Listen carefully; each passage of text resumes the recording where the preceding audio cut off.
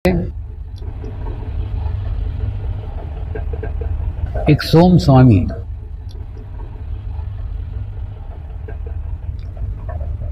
बाबा की जानकारी सुनकर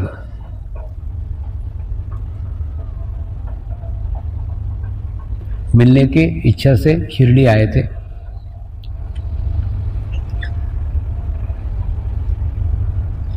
लेकिन जैसे ही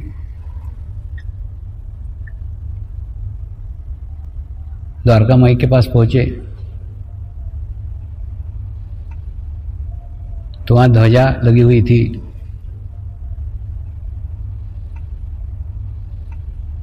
घोड़ा था, पालकी थी। ये देख करके उनके मन में भाव आया, ये मनुष्य साधु कैसे हो सकता है जो अपना ध्वजा का अहंकार रख रहा है, जो अपने पालकी का अहंकार रख रहा है, जो अपने घोड़े का अहंकार रख रहा है। ये दिखावा करने वाला साधु नहीं हो सकता, तो मैं नहीं जाऊंगा उनके पास। ऐसा सोच करके वापस जाने लगे।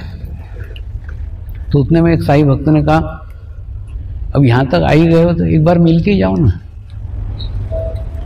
इतने दूर हरिद्वार से यहाँ आए हो तो एक बार मिल के जाओ। तो मिल के जाने के लिए वो जैसे ही सीढ़ी के पास गया, साईं बाबा अपने भक्तों को अच्छे से मिल रहे थे, अच्छे से बात कर रहे थे, किसी को उदी दे रहे थे, किसी को प्रसाद दे रहे थे। वो अच्छा वातावरण था। लेकिन जैसे ही इसको सीढ़ी चढ़ता देखा ना, वैसे उसके ऊपर चिल्लाने लग गए, उसको गालियां देने लग गए कि मेरा अवडंबर देख के तू आना नहीं चाहता ना, तो क्यों आ रहा है फिर यहाँ? सब मेरे पास रहेगा, ये सब लेके मैं बैठा हूं, तेरे को मेरे पास आने की कुछ जरूरत नहीं। वो खूब जोर जोर से उसको डांटने लग गए। लेकिन वो मन ही मन समझा, ये मेरे को डांट करके मेरा ही अहंकार, मेरा ही ईगो, मेरा ही अज्ञान दूर कर रहे हैं। उसके बाद में धीरे धीरे साईं बाबा से उसने माफी मांगी, उसको भी ज्ञान हुआ कि साईं बाबा का चित्त किसी में भी नहीं है। ये भक्तों की इच्छा है कि पालकी होनी चाहिए, भक्तों की इच्छा है घोड़ा होनी चाहिए, भक्तों की इच्छा है ध्वज होना चाहिए, इसलिए।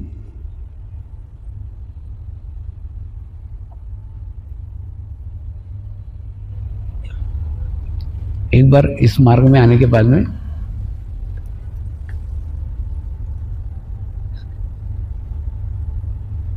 गुरु की खुद की कोई इच्छा नहीं रही थी। सिर्फ अपने भक्तों को प्रसन्न करने के लिए, अपने भक्तों को खुश करने के लिए स्वीकार सब कर लेते। एक बार हाथ में झोली ले ली,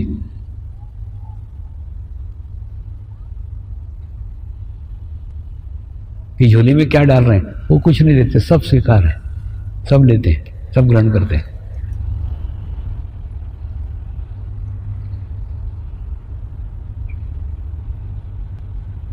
दूसरा,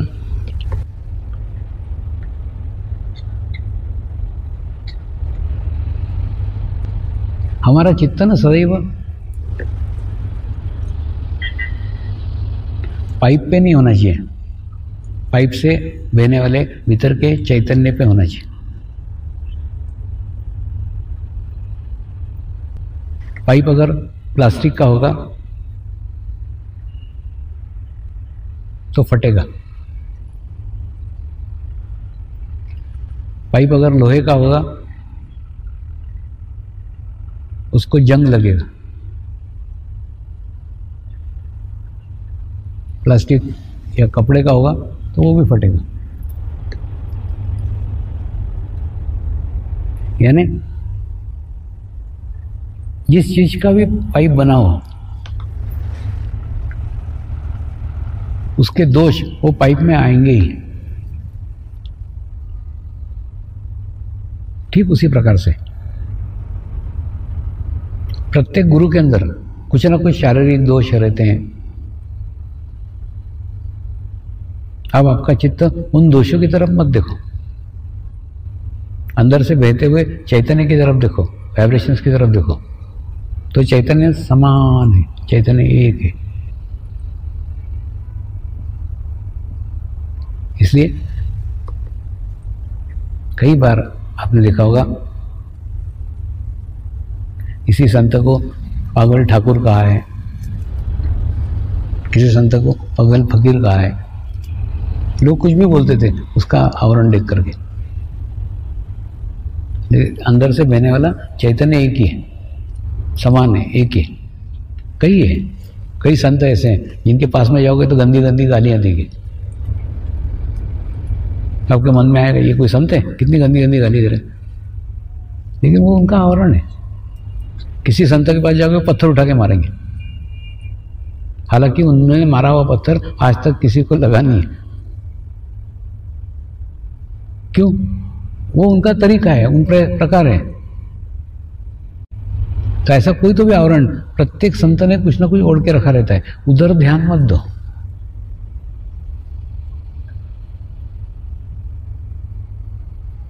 ध्यान दो एनर्जी के ऊपर, ध्यान दो चैतन्य के ऊपर, उनके सानिध्य में कैसा महसूस हो रहा है, कैसी चैतन्य की लहरियां आ रही है, कहां तक चैतन्य अनुभव हो रहा है, कौन से चक्रों पे स्पंदन हो रहा है, कौन से चक्र खुल रहे हैं, सहस्त्रार पे क्या अनुभूति हो रही है, कौन सी खुशबू आ रही है, कौन सा नाद सुनाई आ रहा है, घंटा नाद सुनाई आ रहा है या शंख नाद सुनाई आ रहा है। आपका चित्त इधर जाने दो ना, बाहरी चीजों पे ध्यान मत दो। मैंने इतने सारी पुस्तकें लिखी, इतने सारे गुरुओं के अनुभव लिखे, लेकिन कहीं पे भी किसी गुरु का उल्लेख, किसी गुरु की बुराई नहीं की, या गुरु के बारे में कुछ बुरा नहीं बताया। आप सोचो ना, जिस व्यक्ति ने सालों तक कोई आदमी नहीं देखा हो, ऐसे गुरु के सानिध्य में रहना,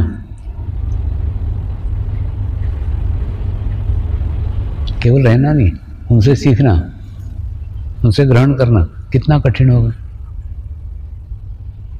लेकिन उसके बावजूद भी कभी उधर ध्यान नहीं दिया।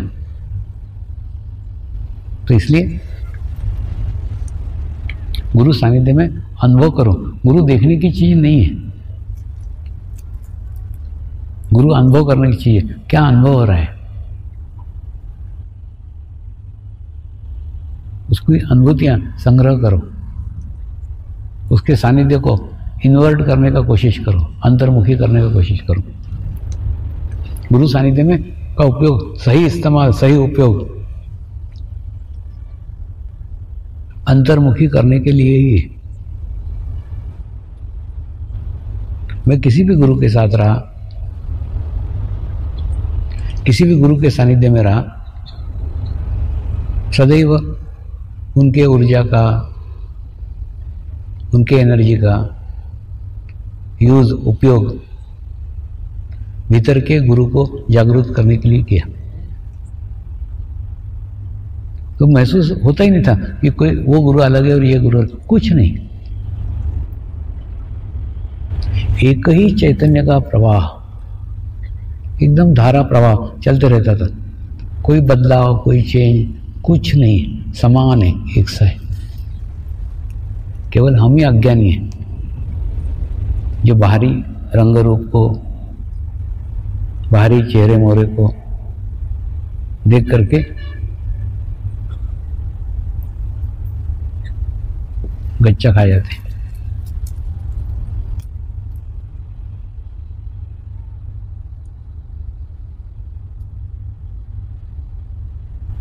गुरु तत्व एक चैतन्य का प्रवाह है जो कल भी था,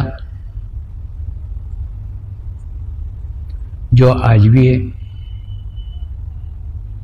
और वो कल भी रहने वाला ही है। इसलिए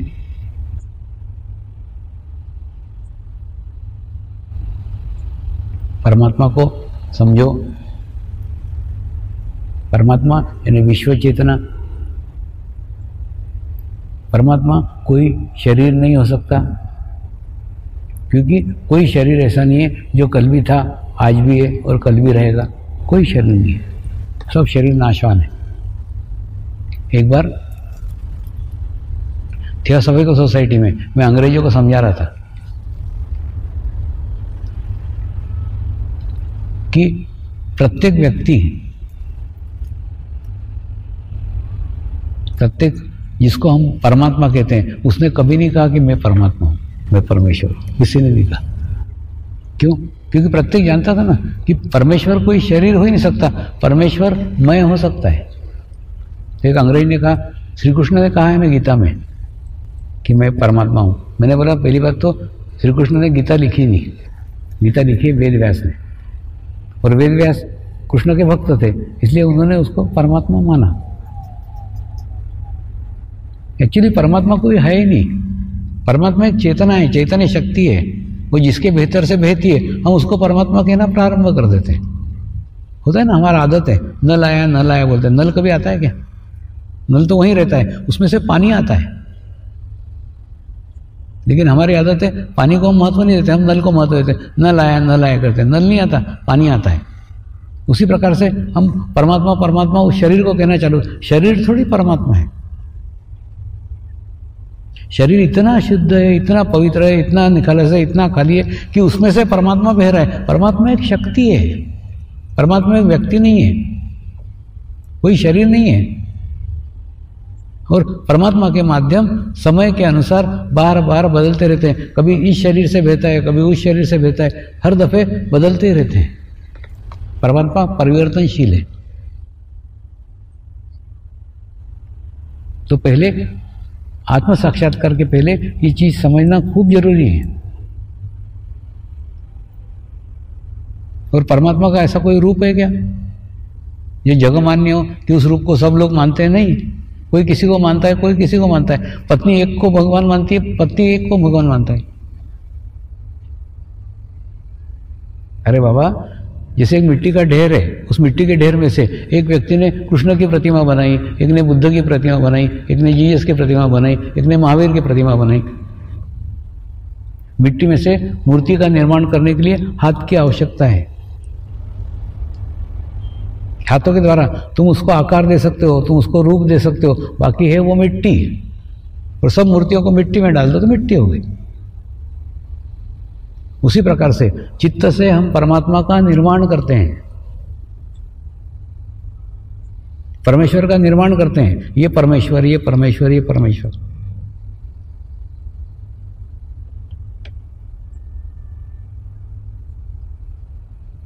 राम यानी भगवान, राम यानी भगवान, राम यानी भगवान, ऐसा अगर तुमने मान के रखा है, चित्त में अंदर बिठा के रखा है, राम यानी भगवान, तो आज्ञा चक्र के दिन तुमको राम के दर्शन होंगे। क्यों? क्योंकि तुम्हारे अंदर तुमने राम को बिठा के रखा है। साईं बाबा यानी भगवान, साईं बाबा यानी भगवान तुमने अगर बिठा के रखा है, तुमको साईं बाबा के दर्शन होंगे। तुमने जिसको माना हुआ है, तुम्हारे फ्रेम में जो बैठा हुआ है, उस भगवान के दर्शन होंगे। और दर्शन होना अच्छी भी बात है और बुरी भी बात है। अच्छी बात है मतलब क्या? कम से कम तुम्हारा आज्ञा चक्र तक तो आध्यात्मिक प्रगति हो गया, एक चक्र बाकी है। लेकिन ये मंजिल नहीं है, पड़ाव है। पड़ाव यानी पहली बात तो परमेश्वर का कोई रूप ही नहीं है, और तुम रूप तक पहुंच गए। इसका मतलब कौन सा? जो तुमने अंदर रखा हुआ था वही तुमको दिख गया। ये ठीक वैसे ही है जैसे फ्रिज के अंदर तुमने कैचअप रखा है, तो फ्रिज खोलोगे तो कैचअप दिखेगा। ठीक उसी प्रकार से जैसे तुम्हारा आज्ञा चक्र विकसित होगा, तुमको तुम्हारे देवता के, तुमको तुम्हारे गुरु के दर्शन हो जाएंगे, जिसको तुम भगवान मानते हो। रखा हुआ तुमने। राम भक्त को कृष्ण के दर्शन नहीं होंगे और कृष्ण भक्त को राम के दर्शन नहीं होंगे, उसके होंगे जिसको तुमने भगवान माना है। तो अच्छी बात यह है कि तुम्हारी आज्ञा चक्र तक प्रगति हो गई। और बुरी बात यह, तुम पहुंचे नहीं, मंजिल तक पहुंचे नहीं। मंजिल पे पहुंचोगे तो परमात्मा निराकार है, परमात्मा का कोई रूप ही नहीं है। और जो रूप दिख रहा है वो तुमने बनाया हुआ है, तुमने निर्माण किया हुआ है, तुमने माना हुआ है।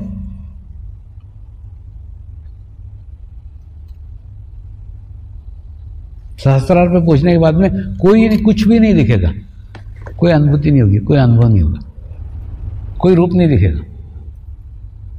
रूप दिख रहा है इसका मतलब तुम आज्ञा चक्र तक पहुंचो। सहस्त्रार पे पहुंचने के बाद में कोई रूप ही नहीं, परमात्मा निराकार है, विश्व चेतना है, उसका कोई रूप ही नहीं है तो दिखेगा कैसे? हाँ, अनुभूतियां होंगी, अनुभव होगा। सहस्त्र कमल खिल रहे हैं ऐसी अनुभूतियां होंगी।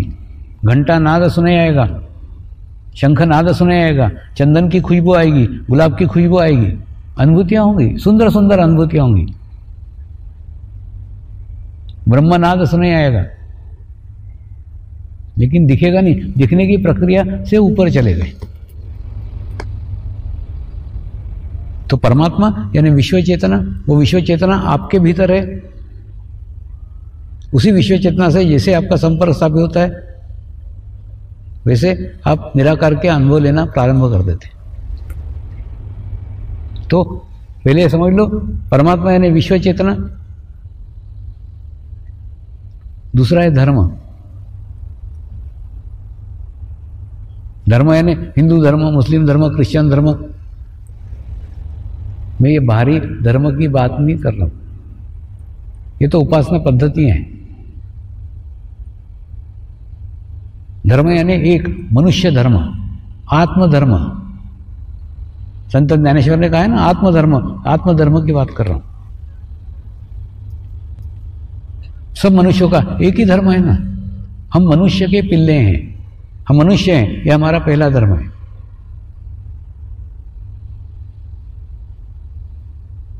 देखो, ये एक मकान है,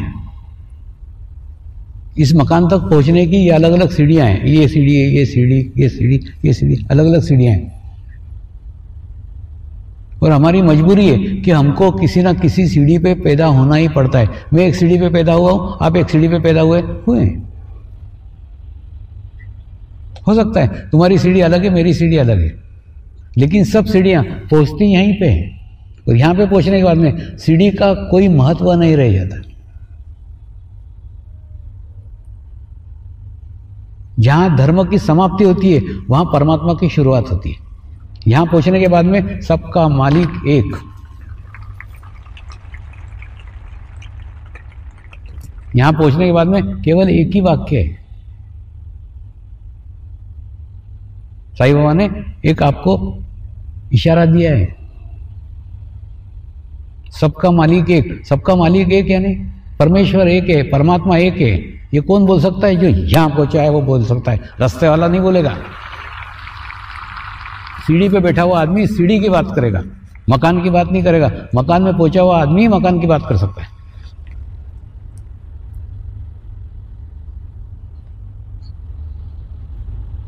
मैं दूसरे उदाहरण से समझाता हूं।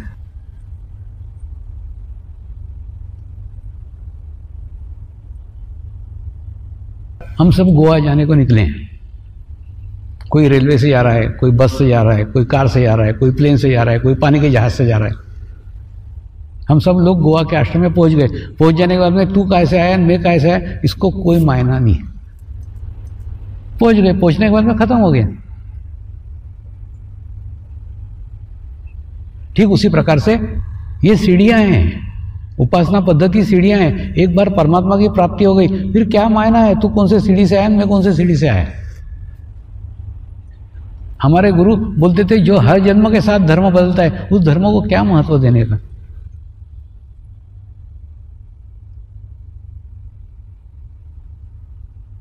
और उनकी बात सत्य मुझे लगी, सत्य के अनुभव है। मेरे जीवन काल में जो साधकों की मृत्यु हुई थी ना, फिर वो जन्म लेके फिर से आ गए, लेकिन दूसरे धर्म में आए।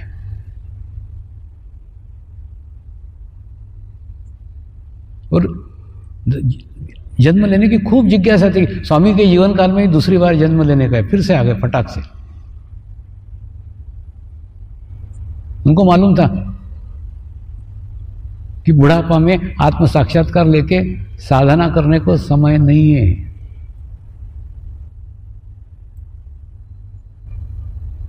तो दूसरा शरीर धारण करके है। तो कौन व्यक्ति कहां से बोल रहा है, खूब गौर से सुनो। किसी धर्म विशेष की बात कर रहा है, मतलब पहुंचा हुआ नहीं है, सीढ़ी पे बैठ करके बात कर रहा है। और जो मकान में पहुंचा हुआ है वो किसी धर्म विशेष की बात ही नहीं करेगा।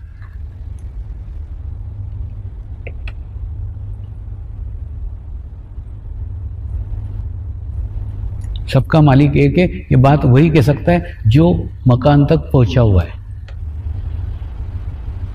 इसने सीढ़ियां पार कर ली है, सीढ़ी पे बैठा हुआ नहीं है। दूसरा, कोई बोलता है क्या तुमको कि सीढ़ी पे बैठे रहो? कोई नहीं बोलता। सब बोलते हैं धर्म के रास्ते चलो। सब धर्मगुरुओं के आप सुनो ना बातें।